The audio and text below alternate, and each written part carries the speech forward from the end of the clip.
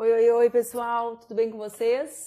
Bom fim de tarde, bom fim de tarde de sexta-feira, essa sexta-feira atípica, né? O nosso sextar para aqueles que já reuniram condições de ficar em casa é diferente, é mais um dia de isolamento, mais um dia de reflexão sobre os rumos do nosso país, sobre isso que é absolutamente novo, que a humanidade está vivendo e que aqui no Brasil nós estamos vivendo com muitos agravantes, né? Sejam agravantes da situação concreta do nosso país, da desigualdade concreta do nosso país, mas também aqueles colocados pela forma como o governo conduz as crises, né? A crise sanitária e a perspectiva econômica construída ou consequente disso. O que foi, minha filha? Tá, vai com Deus. Pega. Eu, então, como vocês sabem, convidei o Eduardo Moreira para participar da conversa conosco. Estou dando uns minutinhos, porque recém agora são 6 horas em ponto, então o Eduardo já entrou, eu acho, eu vou tentar já conectá-lo. Olha, ele já está aqui a conexão, a gente já começa a conversa às 6 horas em ponto. A turma é disciplinada, viu, gente? Essa é a minha conclusão. Sempre eu sou disciplinada, mas todo mundo é disciplinado aqui nesse Instagram. Tudo bem, Eduardo? Tudo bem, Manuela? Obrigado pelo convite de estar participando aqui hoje. Poxa, que alegria. Bem-vindo, que alegria te encontrar por aqui. A gente está tentando fazer esse encontro nas tuas redes, eu furei teu olho, como a gente fala, te trouxe para minha rede antes, viu? Não tem problema. First things first. Primeiro você, tem toda a razão, tem todo o direito.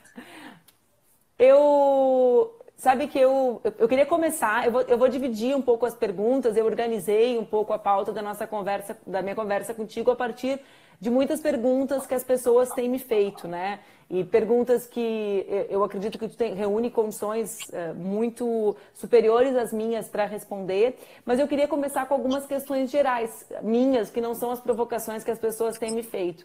A primeira é algo que me chamou muito a atenção, que aconteceu no período recente do país, que tem relação com as redes sociais, que é o fato de nós termos algumas pessoas muito preparadas, como tu, que migram e que se esforçam muito para que uma parcela maior de pessoas compreendam o que está acontecendo. Há 10 anos atrás, era inimaginável pensar um economista que se dedica, que estuda como tu, ou um biólogo como Átila, que recentemente esteve no Roda Viva, que tivesse essa preocupação tão grande em fazer com que parcelas maiores da população compreendesse o seu conhecimento, né?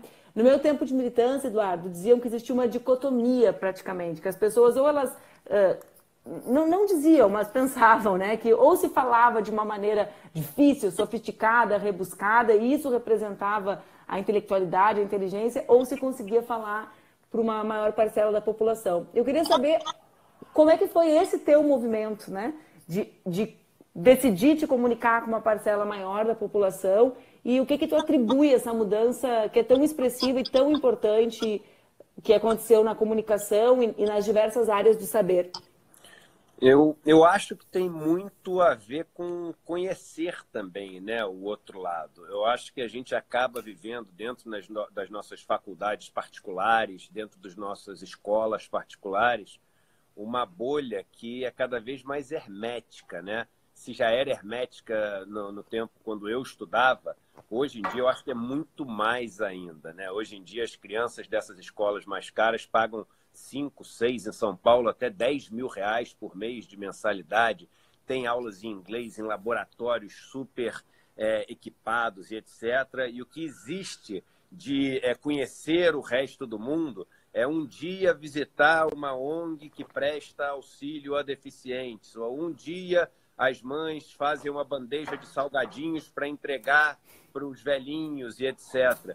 Então, assim, é um distanciamento tão grande que fica difícil você falar em quando é que você vai se comunicar com essas pessoas, quando é que você vai defender essas pessoas, quando é que você vai se engajar por essas pessoas, quando a resposta verdadeira é a seguinte: que pessoas, né? Eu não sei de quem que você está falando. Tá bom, pobreza, mas eu não tenho a menor ideia do que é pobreza, né? Eu não sei o que é uma pessoa negra. Na minha escola não tem ninguém negro, né? As crianças devem pensar assim, porque não tem professor negro, não tem amigo negro, e quando tem algum negro é um inspetor ali, que é o servente, que é o faxineiro, a cozinheira. Então, assim, existe um distanciamento tão grande, e no meu caso, a grande mudança, né, ocorreu quando eu passei a efetivamente conviver durante alguns períodos nessas comunidades mais pobres. Eu tomei a decisão de que eu queria conhecer, eu comecei a estudar muito desigualdade. Quando eu saí do banco, eu entendi, depois de 20 anos, Manuela, eu falo isso às vezes as pessoas não acreditam. Depois de 20 anos, eu entendi o que era essa máquina do mercado financeiro. Eu já era sócio há muito tempo e eu posso te afirmar que tem muita gente que está há 30, a 40, a 50 anos no mercado financeiro e não entendem a máquina de moer gente que é o mercado financeiro. Elas acham realmente que elas têm o mérito da riqueza que elas acumularam, sem entender que o mercado financeiro não gera riqueza nenhuma, né? Você tem as pessoas que têm uma riqueza acumulada, emprestam essa riqueza para outras poderem gerar um pouco de riqueza, e o banco é só o caminho por onde esse dinheiro passa. O banco não gera riqueza nenhuma, e ele é dono do pedágio, para o dinheiro passar para lá e para voltar. Então você imagina, o cara que é o dono do pedágio passa um caminhão com comida, ele fica com a comida toda do caminhão, então não tem sentido o caminhão passar nessa estrada, porque o caminhão não está levando nada para lugar nenhum, está ficando tudo no pedágio, né? Então os bancos no Brasil, eu entendi depois de um tempo, eu falei, caramba, toda essa riqueza que se acumula aqui é riqueza que está faltando em algum lugar, porque quando a gente só pensa em dinheiro, a gente imagina aquela história do bolo, né? Vamos crescer o bolo, o problema não é pobreza, não, o problema é pobreza. Se a gente tiver muito mais dinheiro, tem dinheiro para todo mundo. E quando a gente pensa em dinheiro é assim, porque dinheiro você pode botar para imprimir, construir um monte de máquina, impressora lá, imprimir um monte de dinheiro, vai ter dinheiro para todo mundo. Mas ninguém come dinheiro no café da manhã, ninguém almoça uma nota de R$ 50. As pessoas almoçam pão, água, laranja, banana, maçã, sentam numa cadeira de madeira, ficam numa casa que tem tijolo. E essa riqueza, ela é limitada, ela é finita. Se começa a acumular muito num lado, você pode ter certeza que está faltando nos outros. E se começa a acumular muito num lado que não produz nada de riqueza, você acaba com a economia do seu país. E quando eu fui entender isso, eu falei, caramba, eu quero conhecer o outro lado. Só que eu não quero visitar o outro lado, porque eu sempre achei ofensivo o lance de visitar, né? Ou seja, vou visitar, tá aqui, ó, vou no zoológico, a girafa, o elefante, o tigre de Bengala, tá aqui o pobre... Contemplar a pobreza, né? Contemplar o resultado da desigualdade. É patético, né? Isso. E eu falei, eu quero compartilhar um pouco desse sofrimento. A palavra compaixão do grego vem de compartilhar o sofrimento, né? E aí eu resolvi morar, o Gessé já tinha ficado muito meu amigo, o Gessé de Souza, e aí eu falei, cara, eu quero começar pelo MST, que é por onde eu tenho mais preconceito.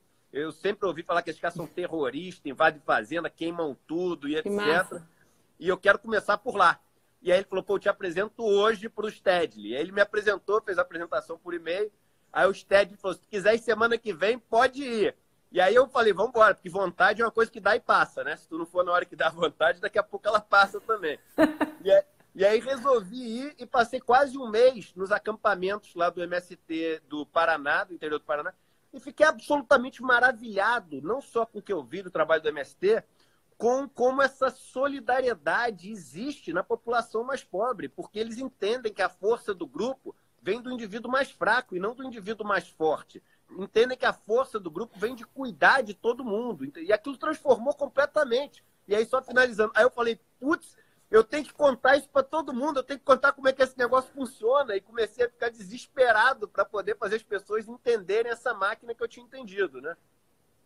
E aí, o teu livro, O que é Desigualdade, ele decorre desse processo? Dessa tua primeira...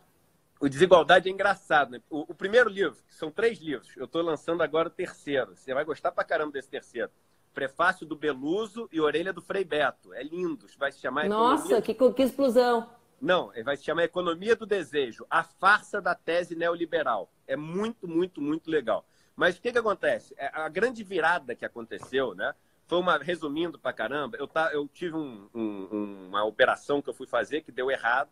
Nessa operação, eu fui para o hospital, quase morri por causa desse erro médico, fiquei internado um tempão lá, tomando morfina, um monte de coisa. E aí, o rapaz que é o caseiro da casa onde eu moro, a filha dele de 12 anos teve um problema, sentiu muita dor na barriga e foi com suspeita de apendicite para o hospital.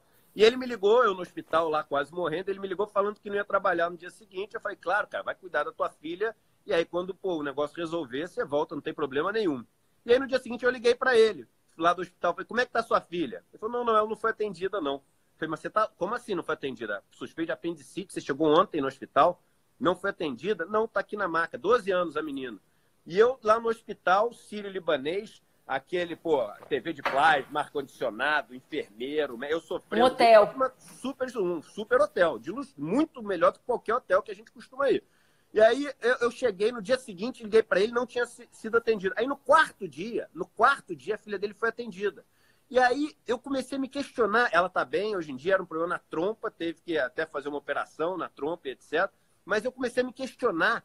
Falei, caramba, como é que ele não tem direito de cuidar da pessoa que ele mais ama na vida? Esse cara acorda mais cedo do que eu, ele vai dormir mais tarde do que eu, ele provavelmente trabalha muito mais do que eu. E caramba, por quê? Por quê? E aí lá eu falei assim, tipo, eu vou sair daqui, eu não vou pagar nada, eu vou assinar um papel.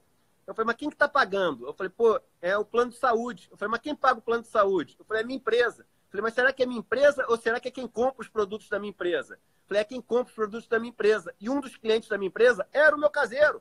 Eu falei, é ele que está bancando esse meu luxo e eu, como classe social, como grupo, eu não permito que ele tenha um mínimo de dignidade para a pessoa que ele mais ama na vida. Isso é absolutamente absurdo. E aí, no hospital, comecei a fazer o caminho do dinheiro e escrevi o meu primeiro livro, gravando, chamado O que os donos do poder não querem que você saiba. Aí, quando eu escrevi esse livro, o pessoal do banco onde eu trabalhava falou, das duas, uma, ou tu publica ou tu sai da sociedade. E foi brabo o negócio para mim, caraca, um livro que não dá dinheiro nenhum, toda a minha vida, os últimos 10 anos de investimento de dinheiro que eu botei na minha vida, no lugar onde eu trabalhava. Falei, e agora, o que eu faço? Aí teve um dia que meu filho, que está aqui na casa, estava eu me recuperando em casa ainda, ele assistindo um filme comigo e um cara que é o vilão do filme, ele é pego na mentira e todo mundo descobre, o cara descobre que ele é o vilão, que ninguém sabe que ele é o vilão, né? E aí o vilão chega e fala assim, você não vai contar para ninguém. Se você contar para alguém, eu te mato. E tá aqui $1 milhão para você não contar para ninguém. Aí meu filho, na época, com 7 anos, se vira para mim e fala assim, papai, isso que o moço fez não é certo, né? Eu falei, como assim, filho? Ele falou assim, ninguém pode esconder uma verdade dos outros ou contar uma mentira só por causa de dinheiro. Aí ali eu tive uma catarse, eu comecei a chorar copiosamente. E aí no dia seguinte eu cheguei no banco e falei, olha, eu vou sair, vocês podem tirar tudo que vocês estão dizendo que vão tirar e eu vou publicar esse livro. E aí publiquei o livro. Esse livro me fez conhecer um monte de gente como o Gessé. E aí eu comecei a estudar desigualdade ainda nos livros e escrevi o livro Desigualdade. Aí antes de publicar o Desigualdade, eu fui visitar esses acampamentos e morei um mês lá com eles. E aí quando eu morei lá, eu vi que aquela tese do Desigualdade, ela na prática era assim muito parecida com o que eu tinha teorizado ali no livro. E aí não publiquei o livro, escrevi os 3 últimos capítulos sobre a experiência do MST. Então é um livro, o Desigualdade, é um livro que começa antes do MST e termina com os últimos capítulos com o MST. E aí depois, recentemente, escrevi no último mês, antes do coronavírus, esse livro da Economia do Desejo, e ele fala sobre isso que a gente está vivendo agora. E aí o Frei Beto escreve no prefácio, o livro é profético, porque ele fala de um negócio que vai acontecer que aconteceu no mês seguinte, assim. Então ele está sendo lançado, ontem eu recebi a capa do livro, ele vai estar sendo lançado massa. esse O melhor mês. momento, né? Quando a gente vê o livro. É lindo, é demais. Eu lembro quando você lançou o seu há pouco tempo atrás, também a sua felicidade nos posts, eu vi aquela alegria só assinando. É muito Eu até bacana. estava falando que eu estou terminando o terceiro também sobre fake news. Fiquei muito feliz que eu não terminei, porque, na verdade, a última etapa vai ser a consagração da fake news, que é a maneira como o governo trata o tema do coronavírus, né? Quer dizer, é o ápice da notícia, da mentira, da fraude, legitimando um governo. Eu ouvi atentamente tu contar toda a tua história, é incrível, né? As pessoas elas precisam perceber como a conexão com a realidade é capaz de transformar as pessoas, né, Eduardo? Porque a gente, não é o assunto da nossa live é sobre economia, mas é porque a gente vive um tempo em que a cultura do cancelamento, como se diz na internet, que é simplesmente tu rifar alguém que não compartilha das mesmas opiniões que as tuas, talvez esteja no ápice. E tu, com o tema da tua transformação individual, eu sou assim com o feminismo, né? Eu era uma mulher militante, cheguei a ser parlamentar, que não entendia a questão de raça e de gênero como estruturantes da desigualdade brasileira. Eu fui transformada pelo meu contato com a realidade, como tu, né? Então, eu acho que é importante a gente também colocar isso, já que a gente está nesse ambiente virtual, num período em que as menos vulneráveis, as que têm condição de estar isoladas em casa, estão ainda mais frequentando o ambiente virtual, para que a gente construa espaços de diálogo, de conscientização. Né? Eu, como marxista, eu sempre brinco quando eu vejo alguém que é do meu campo político cancelando, eu falo, olha, eu acredito num negócio que é consciência de classe. E isso não é assim, tu não tem, eu te cancelo, eu te dou um tapa, né? A gente constrói coletivamente e vai avançando na consciência à medida que as outras pessoas, o restante da população também avança, né? É isso que a gente está falando é economia já, né? Economia, a palavra vem de oikos nomeia, né? Gestão do lar, gestão da casa. Economia não é só o dinheiro é uma parte da economia. Isso que você está falando é maravilhoso, né? Porque é exatamente isso. A soma das partes dá o todo, por isso chama partido, né? O que a gente vê hoje em dia, muitas vezes, não é um partido, é uma seita, né? E aí vem de secto, né? Que vem daquele que é separado, que quer destruir o resto para se fazer absoluto, ou seja, um pedacinho pequenininho que quer se impor em relação à maioria, não quer somar com ninguém. Não é uma peça de quebra-cabeça, não é o mosaico que dá aquela figura bonita no vitral. É o pedacinho, o caquinho de vidro verde que quer fazer tudo verde, né? E não o caquinho de vidro verde que quer juntar com todas as cores e aí só se arrumar naquela que faz a figura mais bonita, para aí sim você ter a figura bonita. Hoje eu tive de manhã uma live maravilhosa com o Leonardo Boff. Fiquei até sabendo que foi a primeira live. Ah, que incrível! Foi lindo, lindo, foi emocionante, assim. E aí eu falava com ele, eu falava, Boff, você sabe que eu nunca esqueço, eu falo isso nesse meu livro novo, que na Bíblia tem uma coisa que é muito bacana para economia, né? Eu adoro ler os textos religiosos, li a Bíblia inteira, li o Alcorão inteiro, li o Mahabharata inteiro, os Yoga Sutras, os livros espíritas, eu gosto muito dos temas, assim, para ler. Eu também. Assim, né?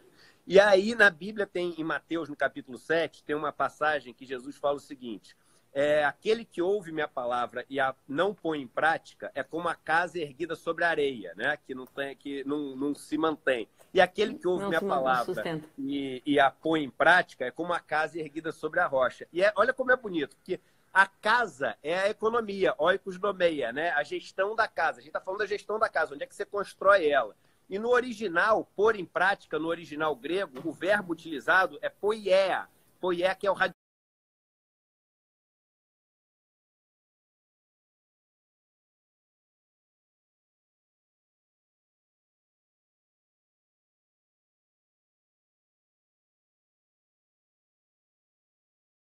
Estabilidade no Instagram, vamos ver.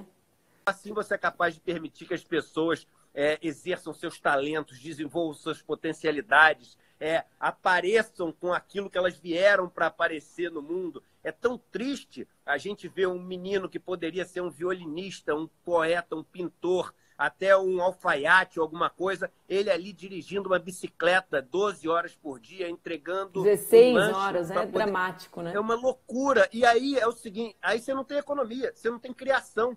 Você está assim, destruindo, você está construindo a sua casa sobre a areia. E aí o Frei Boff, ele pega e discorre sobre essa questão de como a nossa casa está construída sobre a areia, sobre a Mãe Terra, Gaia e etc. A coisa mais linda é de chorar o que ele falou hoje de manhã. Foi maravilhoso. Eu vou terminar e vou assistir ele. Eu sou apaixonada por ele desde quando eu tive acesso aos textos dele. Quando eu entrei na universidade, eu fiz um curso na Federal e um curso na PUC. Na PUC nós tínhamos, deve ter ainda, ensino religioso obrigatório, né? E eu tive a sorte de ter um professor que me fez ter acesso aos textos do Leonardo Boff ainda no início da universidade. Foi bem importante. Eduardo, deixa eu voltar. Eu quero satisfazer assim, algumas das dúvidas das pessoas com alguns temas da economia. E eu queria começar pelo que vai estruturar, eu acho, a nossa conversa. Na política, agora, a pressão política que os prefeitos que optaram pelo isolamento sentem, que os governadores de estado sentem, quase a totalidade deles adotaram as medidas adequadas de isolamento social, é esse discurso do presidente da República de que existe uma contradição entre uma economia e as medidas que garantem a vida, né? Que são as medidas que garantirão que menos pessoas cheguem a óbito. Primeiro eu queria te ouvir. Para mim é evidente que nós não viveremos no mundo que nós vivemos até essas medidas serem tomadas, né? Como nós não vivíamos já no mesmo mundo de 2008 para cá, como o mundo não foi o mesmo de 29 para cá, né? As crises econômicas, elas transformam o mundo. Mas eu queria que tu falasse sobre isso, sobre essa disjuntiva, né? Sobre essa contradição que o governo estabelece entre economia e saúde, como se existisse um único caminho econômico para nós enfrentarmos os problemas da humanidade. E até tão louco, né, ele dizer isso, que fica parecendo que quem então é a favor do confinamento é contra a economia. Ou seja, nós dois aqui, nós somos a favor do desemprego, nós somos a favor da pobreza, Exatamente. nós somos a favor da economia quebrar. É tão louco, não existe nenhuma pessoa no país que é a favor da economia ruir, porque todo mundo sai perdendo com isso. Então, essa é uma questão absurda, né? Mas o que se coloca aqui é algo que o Eric Fromm, né, em 1960, lá atrás, ele falava no livro chamado Sane Society, Sociedade Sã. A gente virou uma sociedade absolutamente insana quando a gente inverteu a economia sendo um meio para poder melhorar a vida e transformou a vida sendo um meio para poder melhorar a economia. Isso é maluco, fazer a economia virar fim ao invés de meio, ao ponto da gente chegar e falar o seguinte, olha, para preservar essa economia, que é o quê? Não é nada. A economia é uma invenção, um nome nosso. Antes da gente conseguir falar, o ser humano comia, morava em algum lugar, se protegia, interagia, etc. E não tinha inventado a palavra economia, então ela não existia. Existiam as relações de troca, existiam as relações de ajuda, de proteção e etc. Mas a gente transformou a economia num ente. A gente personifica as coisas, né, Manuel? O Estado virou um ente também. O Estado não é nada. Não Perfeito. Você vê um Estado andando na rua, o Estado andando ali de amarelo, esse cara é perdulário, esse cara é corrupto. Não existe Estado, existem as pessoas que tomam decisões, né? Então, o que acontece? A tal economia, que é um ser fictício, a gente está sacrificando as nossas vidas para salvar esse ser fictício que não existe. Na verdade, o que existe é um grupo muito pequeno de pessoas que vive às custas da grande maioria das pessoas, e esse grupinho muito pequeno é o que está escondido com uma fantasia de economia, é o que está escondido com uma fantasia de tudo isso que a gente quer salvar, sem saber o que está querendo salvar, e acaba tendo os carrascos de estimação, os algozes que a gente protege. Então, quando a gente está querendo salvar a economia, a gente está querendo salvar o dono do Madeiro, a gente está querendo salvar o dono da van. Esses caras estão desesperados. São as empresas que se alavancaram muito para querer ter uma expansão muito grande ao longo desses últimos anos, fizeram uma aposta de tudo ou nada num presidente maluco que foi eleito, e agora o tudo ou nada deu nada. E aí, quando deu nada, esses caras estão o seguinte, ou eu vou perder tudo que eu tenho, ou eu vou ser salvo à custa de um monte de vidas. Então eu prefiro ser salvo. A partir de hoje, não me chamo Júnior dos Kubrusky. A partir de hoje, não me chamo Luciano não sei o que Hang. Eu me chamo economia. Vamos salvar a economia. Então, a gente bota um monte de vida em jogo, vem com uma narrativa de que existe uma opção, que é um ou outro, não dá para ser um e outro, e aí faz essa besteira. Vejam bem, a China, todo mundo tem que saber, a gente está vivendo um momento único na história. Daqueles que a gente pega os livros de história, assim, era o Império Grego, aí depois o Império Romano, aí depois teve a queda do Império Romano. A gente está vivendo uma geração que vai ver a transição de um império para outro. Porque depois dessa crise, o que ia demorar mais uns 20 anos para acontecer, vai acontecer em 2 anos. Porque a China conseguiu estancar a doença desde o começo. Ao longo dos últimos anos, a China internalizou os processos, as cadeias de suprimento, aquele famoso supply chain. Ela está completamente industrializada às custas da desindustrialização de boa parte do mundo. Ela tem um mercado consumidor... De boa parte do mundo que fez essa opção, né? Porque há anos a gente luta para retomar a atividade industrial do Brasil, por exemplo, que é inferior ao que era antes do Vargas. Perfeito, perfeito. Ela tem demanda doméstica, porque tirou um monte de gente da pobreza e da extrema pobreza, e ela vai ter a matéria-prima do mundo inteiro, que os países que passaram a ser dependentes de commodities vão desesperadamente virar celeiro da China para poder conseguir sobreviver e pagar as dívidas que estão contraindo nesse tempo agora de crise. E aí a China, com tudo isso, estancou a doença desde o começo, fez o confinamento desde o começo e, por causa do confinamento, vai sair na frente de todo mundo na crise. Veja como o confinamento é a melhor medida econômica, Manuela. Olha para a China. Se confinamento não fosse a melhor medida econômica, o Trump, que é o cara mais capitalista selvagem do mundo, o cara que é o mais imperialista do mundo, o cara que a última coisa que ele quer é perder a posição para a China, o Trump tomaria a medida de parar os Estados Unidos, gente. Pensem, se a melhor medida econômica não fosse essa, o Trump nunca seria capaz de fazer isso. Eu quero... tá excepcional. Eu fechei os comentários, pessoal. Depois eu abro os comentários para vocês perguntarem.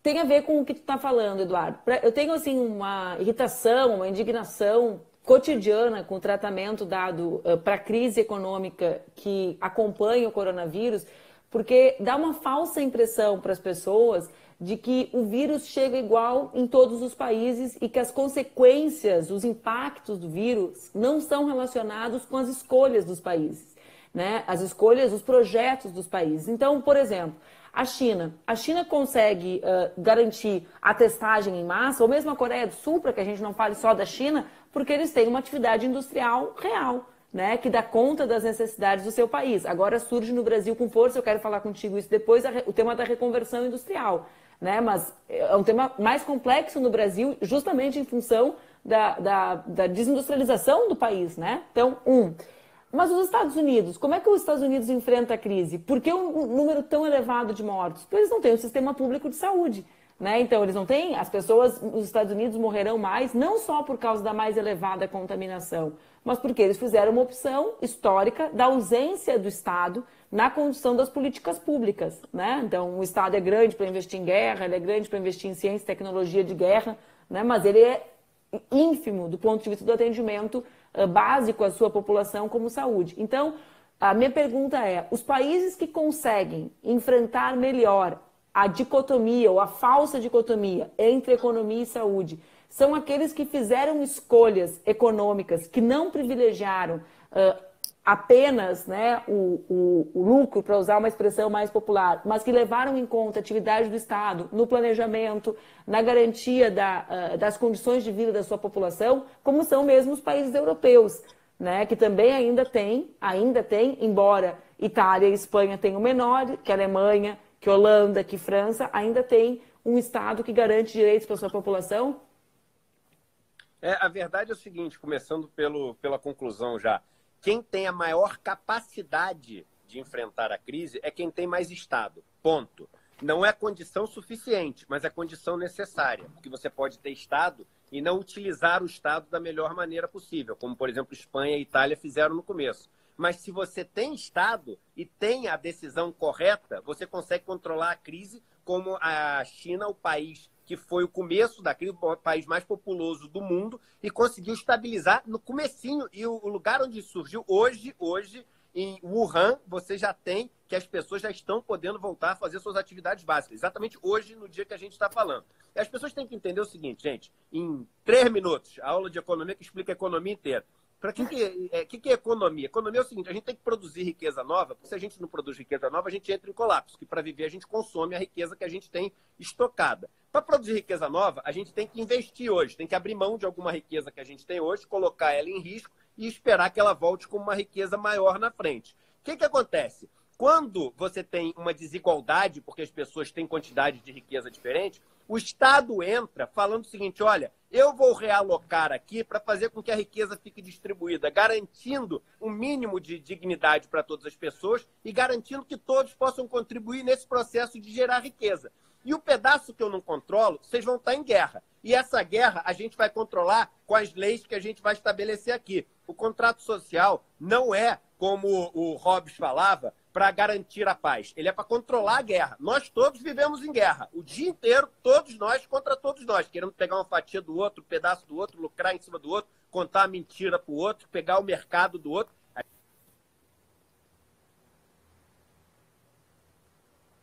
É através do Estado e através dos meus impostos que eu, Eduardo, banco a escola de uma criança que eu nunca vou conhecer na vida e nunca vai poder me agradecer. É através do Estado que o imposto que você paga, Manuela, cuida de um senhor de idade que está doente, que ele nunca vai poder te agradecer, porque é a única coisa que nos faz estar em grupo. E o Estado, ele é só isso. Ele escolhe as pessoas de quem ele vai tirar e as pessoas para quem ele vai dar. e estabelece as leis da guerra. Vamos lá, o que essa crise está fazendo? Diferente de todas as outras crises, essa é uma crise no setor real. É uma crise que impacta a oferta, impacta a demanda e impacta os negócios. Porque as pessoas não podem produzir as coisas, elas estão confinadas em casa, não podem se juntar em lugares onde elas produzem as coisas, elas não podem comprar e usar os serviços, porque elas não podem ir a shows, não podem ir a restaurantes, etc. Então, a demanda é abalada também, e não podem interagir, porque elas não podem ter o contato social. Então, você tem muito menos riqueza sendo gerada para ser distribuída.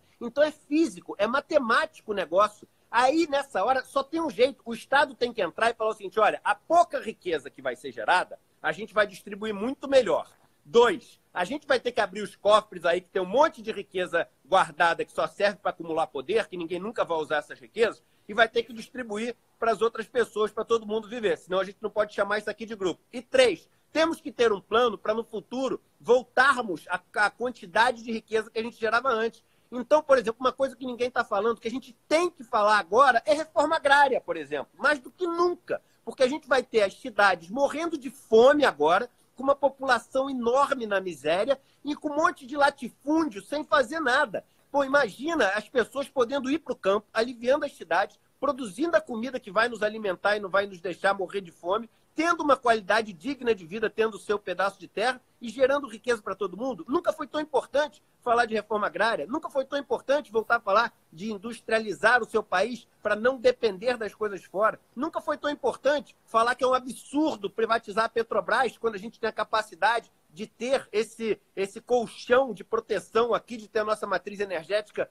garantida pelo nosso país. Nunca foi tão importante falar do Estado no sentido pelo qual ele surgiu, que é o de nos tornar uma nação. A gente não é uma nação hoje em dia, Manu. Me perdoe até te chamar de Manu, né, Manuela? Olha só, a gente não é Pode chamar de Manu, fica tranquilo. A gente não é uma nação hoje em dia, porque quando você sai na rua e vê um cara deitado na rua e isso não te comove, não te sensibiliza, o que faz você e ele serem do mesmo grupo? Porque nação, a definição é um grupo. Por que você... Me fala uma coisa que vocês dois têm em comum. Vocês não têm nada em comum, porque ele não tem ajuda nenhuma pelo Estado. Você não sofre com o sofrimento dele. Você não ajuda ele não te ajuda. Vocês estão só na parte da guerra. Não tem nada da parte da paz unindo vocês dois. Então, chegou a hora ou da gente resgatar essa possibilidade de nação ou virar Mad Max. É Mad Max mesmo, é guerra. Os mais antigos vão lembrar desse filme que eu estou falando, que é a Teve uma guerra versão geral, nova. né? Teve uma versão moderna, que eu que sou barra 81 me lembro do novo. Então, é o todos contra todos, pô. Tu estava falando agora, Eduardo, tu tem sempre falado nas tuas manifestações sobre o tema do cuidado para ajudar os grandes empresários, né? A gente teve ontem a edição da MP 936, a gente tem a lerdeza proposital, até um pouco sádica do governo de liberar a renda básica emergencial, que foi uma grande conquista das oposições agora nesse sentido bastante amplo, né? Todos aqueles que não são o núcleo, nem o núcleo de ministros, mas assim, o núcleo com quem o presidente segue se relacionando. Eu queria te ouvir um pouco sobre isso, né? Eu queria alguns dos debates que são os debates assim do momento, né? Então, qual é a saída econômica emergencial que garante, né? A gente aprovou a renda básica emergencial, isso pega os mais vulneráveis, aqueles que são quase mais de 40% dos trabalhadores hoje que são os informais. Mas como que a gente pode garantir, para as pessoas entenderem, que as empresas, sobretudo as micro e pequenas empresas, sigam funcionando sem aumentar a recessão com a diminuição de salário? Essa é uma pergunta. E a segunda, hoje o grande assunto da mídia é sempre essa obsessão, né? As pessoas vão desenvolvendo obsessões, assim. Agora a obsessão é por que os aviões da China ficaram nos Estados Unidos, em pleno capitalismo. Todo mundo defende o capitalismo selvagem, o avião ficou lá, ninguém entendeu por quê. E aí surge com mais força o tema da reconversão industrial, né? Da necessidade da gente conseguir produzir aquilo que consome no nosso país, né? Porque não faltou máscara na China para os chineses, né? Falta máscara aqui, em que a gente não produz máscaras, para as pessoas tentarem entender o que é reconversão industrial na vida real, né? É pegar uma fábrica de uma coisa e botar ela para produzir outra coisa. A gente segue tendo condições de fazer a reconversão industrial, como se diz, com todo o processo de desindustrialização que o Brasil sofreu no período recente? Bem, vamos lá. Fiz as duas para tu ficar falando bastante, porque o pessoal quer te ouvir. Nada, vamos lá. Começando pela primeira. É impressionante, assim, a capacidade e a falta de vergonha desse governo de priorizar as camadas que já são as super privilegiadas. Não é o governo do 1%, é o governo do 0,1%. É importante que as pessoas entendam isso. No primeiro, eu falei, quando a crise teve aquele primeiro dia que a Bolsa caiu mais de 10%, eu fiz um post no meu Twitter falando o seguinte, olha, vocês deve ter banco em dificuldade e eu tenho certeza que vai vir a jato ajuda para os bancos. Vamos ver qual vai ser a velocidade da ajuda para as pessoas mais pobres. Certo, eu lembro. Do Bolsa Família, etc. O que aconteceu? No dia seguinte, o governo pegou e fez um pacote de 75 bilhões pela Caixa Econômica Federal para comprar a carteira podre dos bancos, carteira dos títulos especulativos que eles compram para ganhar dinheiro.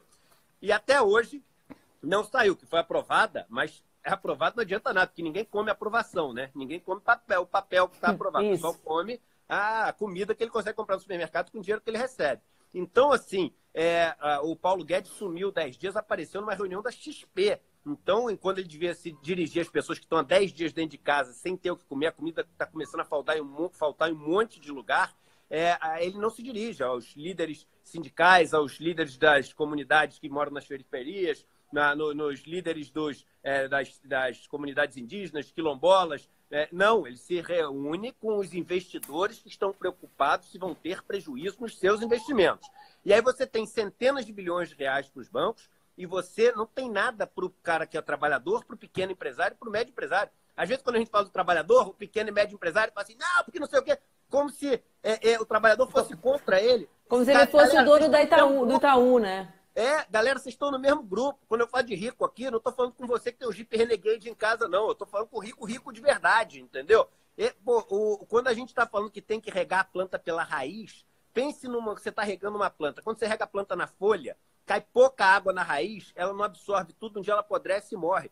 Quando você joga água na raiz, ela fica forte e tem um pedaço que chega até a folha. Ou seja, quando você rega pelas pessoas mais pobres, Perfeito. Esse dinheiro vai acabar parando na mão das pessoas mais ricas, mas você garante que ele passa pela mão das pessoas mais pobres. Então é hora de fazer com que o dinheiro comece pelas pessoas mais pobres, pelas pequenas empresas e médias empresas, e é hora de formalizar tudo que der para formalizar. Cria novos projetos para o cara que é dono da quitanda, da barraquinha, para o cara poder se formalizar sem ter burocracia nenhuma. E aí o dinheiro, ele tem que cair na mão das pessoas mais pobres e tem que ser o seguinte, olha, você só pode gastar onde for formal. Por que eu estou falando isso? Porque quando ele gasta no formal, significa que o dinheiro está voltando para o Estado. E o Estado pode, de novo, usar esse mesmo dinheiro para distribuir. Se ele não passa pela formalidade, ele acumula nas pessoas mais ricas e hoje a gente vai gastar 200 bilhões, amanhã vai ter que gastar mais 200 e depois mais 200. E eles querem um pouco isso, porque quanto mais esse gastar, significa que ele está se endividando. E depois quem vai pagar essa dívida somos nós. Mas escreve o que eu estou te dizendo. Olha o que isso que eu quero falar contigo sobre o endividamento, né? Eu vou fazer uma previsão aqui que é triste, mas eu preciso falar a realidade. O governo está mantendo os bancos absolutamente, assim, mais do que saudáveis, como se nada tivesse acontecendo. Hoje está sendo votada agora em Brasília uma PEC, e nessa PEC ela permite o Banco Central comprar títulos corporativos de dívida dos bancos e corretoras. Ou seja, os títulos que eles compraram para especular, Banco Central, não tem o menor sentido o Banco Central comprar título de dívida de empresa. Nada. Isso é coisa que você faz para especular. E por que ele vai fazer? Só tem uma razão, não tem duas, que é salvar o lucro dos bancos. E aí, o que está acontecendo? Os bancos estão passando... Que já lucraram mais do que... né? Já lucraram mais na crise, no período recente, do que em todo o período anterior. É só a gente ver o seguinte, o lucro do ano passado dos bancos, dos bancos do ano passado, é suficiente para resolver todo esse problema que a gente está falando das pessoas mais pobres terem acesso a uma renda básica durante todos esses meses que a gente precisa. Mas vamos voltar nesse ponto aqui que é importante. Quando você pega e deixa os bancos passarem sem passar nenhuma dificuldade nessa crise, e a solução, ao invés de dar dinheiro para as pessoas, é dar dívida, quando o governo diz que a gente vai pagar a dívida dos pequenos e médios empresários, ele não está pagando. Ele está emprestando a Selic para o cara poder pagar. Ele está endividando. Então, ele está endividando todo mundo, ele está fazendo... Uma população que já estava endividada, né, Eduardo? Isso. Que já chegou no Brasil com a sua maior recessão histórica, né? Isso. E a gente vai chegar no final da crise com uma dívida gigante das pessoas e das empresas, os bancos absolutamente numa boa, os próximos 5 anos do Brasil, toda a riqueza gerada pelos trabalhadores, pelas pequenas empresas, até pelas médias empresas, não vão ficar nada na mão deles. Vai toda fluir para o mercado financeiro, para pagar essas dívidas que estão sendo contraídas agora. E aí você sabe o que acontece? Por isso que a gente fez aquela aula de economia de 3 minutos para explicar investimento, risco e retorno. Quando a riqueza ficar toda concentrada na mão de quem não produz riqueza, o que vai acontecer com a produtividade do nosso país, que já é baixa? Vai desmoronar. Vai desmoronar, porque a riqueza vai parar em quem não produz riqueza. Então, nossa produtividade como país vai desmoronar. E aí, sem produzir nova riqueza, com uma produtividade ainda mais baixa do que é hoje, e num país cheio de desempregados e pessoas morrendo de fome, a gente vai viver um caos social. Um caos social, porque assim, é matemático, entendeu? Então, essa questão dos bancos é importantíssima para falar. E o que você falou da gente poder readaptar, né, a nossa indústria, eu acho que tem uma parte que acontece no mundo inteiro, naturalmente. Então, por exemplo, exemplo básico, né? As pessoas estão deixando de ir ao cinema, estão assistindo Netflix. Então, o Netflix ele está fazendo um monte de reunião para as pessoas que tinham séries prontas já, querendo negociar essas séries para poder comprar, porque está acabando o conteúdo. O pessoal está assistindo aquelas maratonas de séries uma atrás da outra. Então, está dando emprego para umas pessoas e tirando emprego de outras. Um pedaço disso você realoca. Um pedaço você não substitui. Então, por exemplo, se você não vai no restaurante hoje, quando sair da crise, você não vai almoçar 2 vezes um dia, né? Então, você não acumula para frente. Agora, o que a gente tem que pensar é o seguinte: o mundo vai passar a se depender depois dessa crise. Isso é um vírus. Pode estourar um monte de vírus o tempo inteiro. Então, a gente fica vacinado contra uma pandemia, né? A pandemia funciona como uma vacina contra novas pandemias. Então, as pessoas começam a se proteger. A China, não por causa de uma pandemia, mas para fortalecer sua economia, já vinha se fortalecendo antes, fazendo com que ela fosse meio que autossuficiente, com todo o cuidado dessa palavra, economicamente falando. A gente vai ter que migrar para esse caminho, mas vai ser brabo migrar para esse caminho, até porque o nosso amigo Paulo Guedes, ele entrou e com um pensamento, me perdoe, mas que eu acho absolutamente errado, de imaginar o seguinte: deixa o dólar subir, porque aí com o dólar subindo, a gente vai vender um monte de soja, trigo, não sei o quê. Isso é estúpido. Por que é estúpido? Porque a tecnologia, que hoje em dia faz toda a diferença na produtividade, não adianta só a gente vender sapato porque o dólar é alto, nosso sapato vai ser barato lá fora, se o cara lá no Paquistão tem uma máquina que produz 10 sapatos, enquanto a nossa produz um sapato. Não adianta o nosso dólar estar super valorizado em relação ao real, que lá ele produz 10 sapatos enquanto a gente produz um. E tecnologia é dolarizada. E os sistemas utilizados hoje são dolarizados, os algoritmos de serviço são dolarizados. E aí eu pergunto, como a gente vai conseguir vencer esse gap de tecnologia que a gente criou com dólar alto? A gente não vai conseguir comprar as máquinas, a gente não vai conseguir comprar os sistemas que a gente precisa. Então, novamente, a gente não vai ser competitivo. Então, essa industrialização para ser competitivo com lá fora, eu acho que vai ser quase impossível. Por isso que a gente tem que começar, a gente tem uma vantagem, a gente tem mais de 200 milhões de pessoas nesse país. Nenhum país do mundo tem o que a gente tem: terra cultivável, tem incidência de sol, tem as marés, tem água potável, tem as maiores florestas, tem minério, tem tudo que a gente tem energia limpa. Então, dá para organizar o negócio, mas tem que ter um plano, né? O problema tem que ter um projeto de país, né? Isso. Porque se você tem um projeto, só de ter projeto, já começa. Porque você fala o seguinte: olha só, e você tem que ter credibilidade. Eu vou construir uma estrada que vai ligar o Oiapoque ao Chuí de 6 pistas. Estou inventando aqui.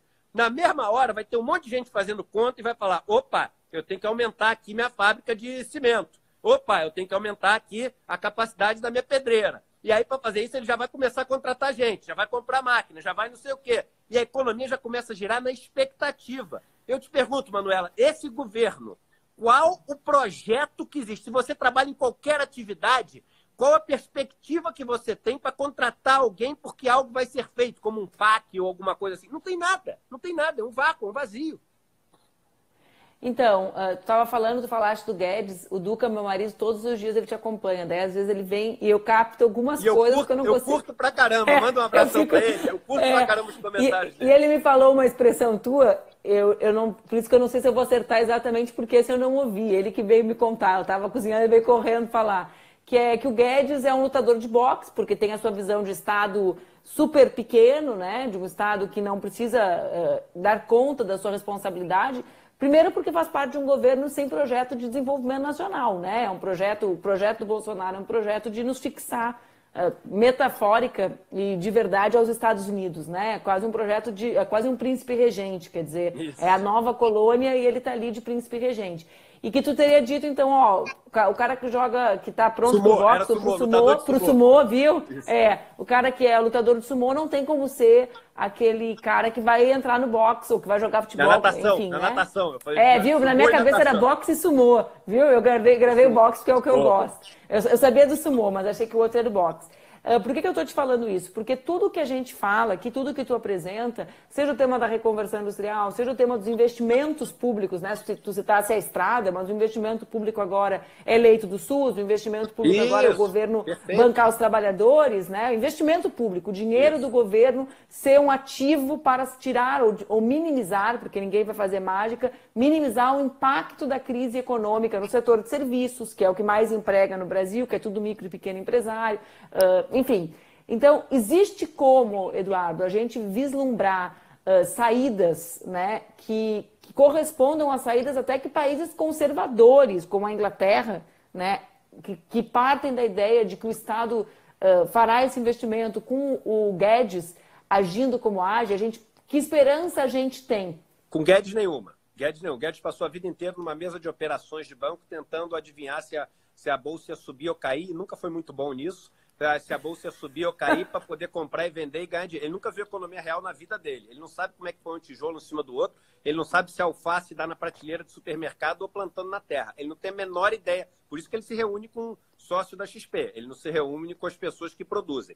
E esse cara, que vem dessa tese de Chicago, que já está super ultrapassada, não entende que nesse momento, até os caras de Chicago estão fazendo outra coisa. Por isso que eu falei, ele é um lutador de sumô e virou uma competição de natação. A gente não pode disputar uma competição de natação com um lutador de sumô. Imagina um lutador de sumô pulando na piscina para disputar uma competição de natação. É isso. Então não dá para ser o Guedes. Não dá. Se esse é um governo com orientação liberal, pô, vamos assim fazer de tudo para acabar o quanto antes, mas pelo menos pega um cara de orientação liberal que saiba nadar. Entendeu? Para poder participar da competição de natação e a gente não ficar em último e depois não ter como chegar. Entendeu? Então, o Guedes, assim, ele é uma tragédia estar nesse lugar. É isso. E você vê que todas as medidas que ele fala, ele não consegue falar de uma medida que não tem uma pegadinha, que na verdade não é dinheiro dado, é só antecipado, que na verdade não é dinheiro novo, ele só realocou, tirou dali sem falar para ninguém. Ele não consegue, é meio que patológico o negócio. Ele quer provar que ele está certo e o mundo está errado. Só que ele não As está pessoas certo, que morram na volta. É isso, entendeu? Então vai todo mundo morrer para provar que a tese dele está errada? É isso? A gente vai provar que a tese dele está errada com a nossa vida? Não pode, né? Eu digo assim, porque as pessoas, hoje todos nós notamos a grande instabilidade política do governo Bolsonaro, né? Não por nada, pela primeira vez desde 2018, a gente tem um documento com alguns itens, né, das saídas emergenciais, mas que também indica o Bolsonaro ele é incapaz de governar o Brasil, e esse documento é assinado pelo Ciro, pelo Haddad, pelo Boulos, por mim. Hoje o PV e a Rede assinaram, então quer dizer, existe uma unidade que nunca houve com relação à necessidade de nós pensarmos e agirmos politicamente de outra maneira. Mas eu percebo, com as tuas falas e com o que eu acompanho de vocês, desse pessoal da economia que tem se dedicado muito para que as pessoas entendam a economia, que o nosso grito ele tem que ser um grito de fora Guedes também. Quer dizer, olha, gente, existe um condutor louco nesse trem. A gente está nesse trem, a gente tem que salvar vidas. Eu, pela primeira vez na minha vida, Eduardo, estou fazendo campanha de recolhimento de cestas básicas, porque os 15 dias que esses loucos estão demorando para aprovar a renda básica emergencial, com a reforma trabalhista que eles já aprovaram, quer dizer, a situação da fome, ela vem numa velocidade que nunca tinha vindo. A minha cidade tem 25 mil motoristas de Uber, Eduardo. Porto Alegre, uma cidade que é pequena, não é uma das grandes capitais do mundo.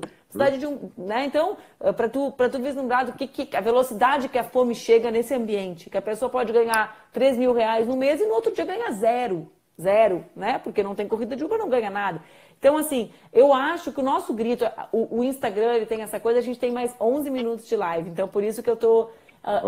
o nosso grito, a gente tem que dar vários gritos ao mesmo tempo e trocar o pneu do carro com o carro andando. Mas me parece que a gente tem um ministro da Saúde que razoavelmente, dentro desse governo, nós dois não votamos nesse governo, eu até fui candidata contra ele, né? Mas dentro desse governo, ele pelo menos defende isolamento, está tentando garantir a sua parte. Mas a gente tem o grande condutor, o grande maestro de tudo, tirando o Bolsonaro, né?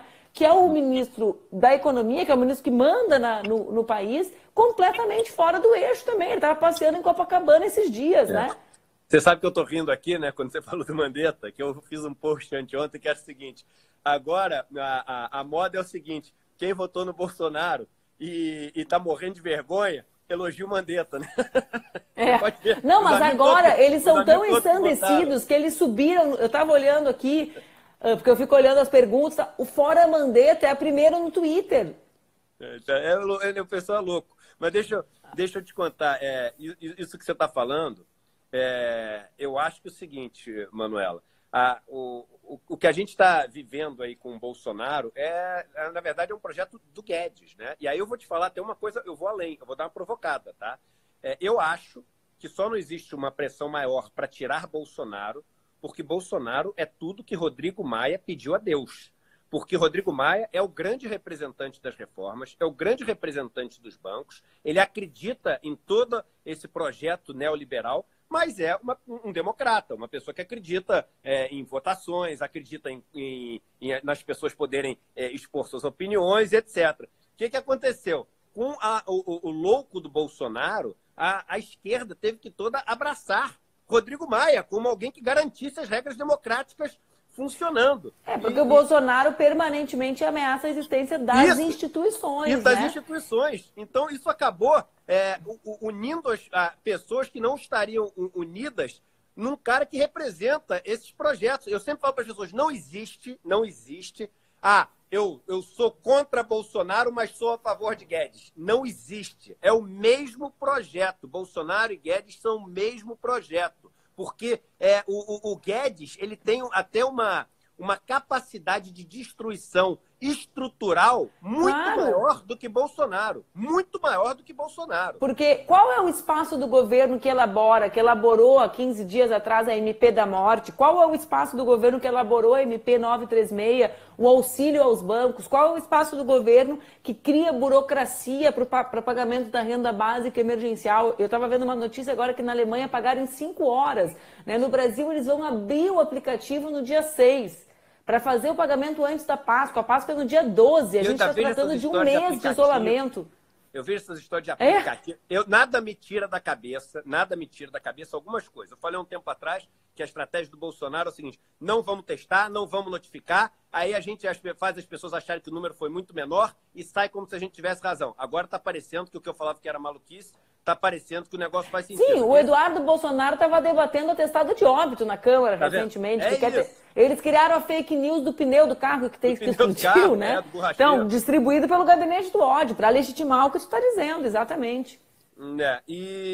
Enfim, e o outro ponto que também nada me tira da cabeça é que essa questão de o que eles puderem complicar das pessoas, por exemplo, fizeram a medida dos bancos. Eu tenho um monte de gente que faz meus cursos lá de educação financeira e que é endividado. E eles vieram mandar para mim o seguinte: olha, Eduardo, eu fui no banco, o cara do banco disse que não tem nada disso. Ele falou que eu só pode renegociar minha dívida se eu der uma garantia boa, tipo minha casa, meu carro, não sei o quê. Então é o seguinte, ficou confuso. Essa história também dos R$600 tá super confuso. Aí o cara bota o aplicativo. Eu fico imaginando o Paulo Guedes, eu não tenho a menor dúvida que ele está torcendo para o menor número possível de pessoas se cadastrar nesse negócio.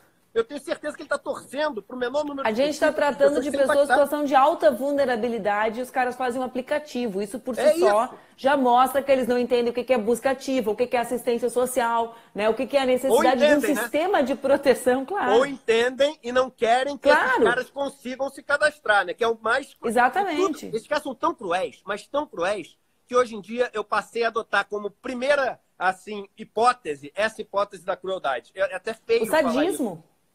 É feio falar isso, mas hoje em dia, a primeira hipótese que vem na minha cabeça é a hipótese da crueldade. Mas não é de estranhar, né? Eu convivi com o Bolsonaro 8 anos na Câmara, né? Verdade. Eduardo.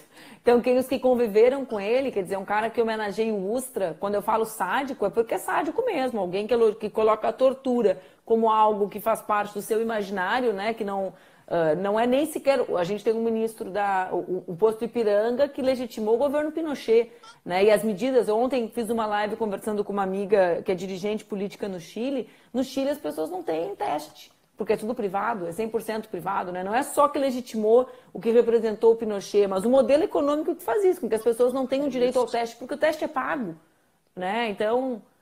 Acho que tu está correto quando tu diz que a crueldade é um vetor que estrutura o que eles fazem, porque é desumano, né? E se é desumano, é cruel, né? É isso mesmo, falta humanidade, gente. É aquela história de tipo assim, eu até brinco, né? Todo mundo se diz cristão nessa história. Aquela oração, que é a oração que Jesus ensinou, fala o seguinte: Pai nosso, né? Não é Pai meu. E fala pão nosso, não é pão meu. Esse pessoal tinha que rezar o seguinte: Pai meu que está no céu, não sei o quê, o pão meu de cada dia. Eu sempre... E tal. Eu tinha que rezar assim, porque não existe nosso, não existe nada de nosso. É tudo uma grande balela. Eu até falei ontem também, essa história, a gente está vendo agora, empresa que pega, faz propaganda. Eu entrava para ver cinema e tinha lá propaganda do Madeiro, ajudando as pessoas, né? Essa história de missão, propósito, valores, mostrou que é o seguinte, é tudo uma grande baboseira. E é o seguinte, ninguém dá menor valor para os funcionários, entendeu? Para os colaboradores. O moço da van lá falou, porque eu tenho 120 mil pessoas que dependem de mim. Tem 120 mil pessoas que dependem de você, você que depende das 120 mil pessoas. Porque o dia que você não depender mais, você manda todo mundo embora no dia seguinte. Você está se lixando para as 120 mil pessoas. Então é bom que um monte de coisa que as pessoas se colocavam ali como valores, propósitos, etc., está todo mundo vendo que isso é uma grande, me perdoa a palavra, uma grande bullshit, entendeu? Uma grande besteira, baboseira, que esses caras, história para boi dormir esse negócio. Eduardo, sabe que no Insta a gente tem 4 minutos mais de conversa. Eu acho que eu vou te convidar para ser meu convidado semanal aqui nas lives, enquanto a gente tiver isolamento, porque, enfim, as pessoas estão adorando, não param de receber mensagens aqui, comentando e tal. Eu queria, nesses minutos finais, né, primeiro te agradecer, mas te fazer uma pergunta. Qual é... Eu sempre gosto que a gente pense, pelo menos, tem um caminho, né, para percorrer, que a gente não pense só na tragédia que pode representar esse governo. Qual deve ser a nossa luta hoje, tá, desde o ponto de vista econômico? Bem, vamos lá. Em primeiro lugar, agradecer pra caramba. Eu sou seu fanzaço, né? Não é porque a gente está aqui conversando, Obrigada. Eu sou seu fanzaço. E fala pro seu marido que eu quero assistir um show dele um dia pessoalmente, que eu acompanho todas as coisas que ele posta aí, tá? E é o seguinte, a saída hoje é fazer, número 1, chegar para ontem o dinheiro nas camadas, que são as camadas de baixo, tanto no lado empresarial quanto no lado das pessoas que são trabalhadores ou estão informais, ou estão desempregados, ou vivem em situação de miséria, chegar para ontem. Número 2, a gente conseguir formalizar ao máximo os fluxos para fazer com que as coisas passem pelo Estado. Tudo tem que passar pelo Estado. Melhor dos mundos seria se agora, eu não sou candidato a nada, então eu posso falar o que eu quiser, que não tem, isso é maravilhoso, né? Ninguém, se criticar, critica, se encher muita paciência, eu apago e bloqueio. Que é o seguinte, o melhor dos mundos agora seria a gente nacionalizar o sistema financeiro. Seria espetacular a gente ter um sistema financeiro estatal, porque a gente saberia que o dinheiro ia chegar naquele lugar, naquele valor, naquela taxa, e não ia ter a figura do lucro. Tudo isso ia ser redistribuído para as áreas que produzem coisa de verdade. Mas já que a gente não tem isso, a gente tem que colocar limites, condições para todo o setor financeiro, não pode ter esse tipo de ajuda, e se preocupar o seguinte, como vamos gerar riqueza para ser distribuída no Brasil, porque vai faltar riqueza. E aí a gente tem que concentrar o que a gente tem de capacidade hoje para fazer essa riqueza ser gerada no campo, na agricultura familiar, na infraestrutura de saúde, naquilo que a gente pode utilizar o que é necessário agora para ser a base, a pedra fundamental de crescimento desse momento de reerguer-se que iremos precisar. Que bom. Eu adorei conversar contigo, Eduardo. Muito obrigada. As pessoas adoraram também. Foi uma alegria, viu? Obrigada pelo que tu tem feito, de falar com mais pessoas, de fazer as pessoas entenderem que esse não é um assunto que os donos de banco e que os homens têm muito dinheiro devem discutir, mas que esse é um assunto que as mulheres, os homens, os mais vulneráveis precisam entender para não serem em todas as eleições engambelados por aqueles que falam difícil, falam de metas e não colocam vida na economia, né? É preciso levar a vida para dentro dos parâmetros e das regras econômicas e o bem viver, né? O viver com dignidade. Então, muito obrigada. Tá ótimo. Um grande abraço com muito carinho, muito afeto para todas as amigas e amigos que fazem parte aqui desse canal. Beijo, turma. Beijo, fiquem bem, Valeu, gente. Até valeu, mais. valeu. Obrigada. Valeu pela audiência. Beijo. E amanhã, às 5 da tarde, eu converso com a minha queridíssima Tia Má sobre racismo, BBB e racismo estrutural. Um beijo, fiquem bem.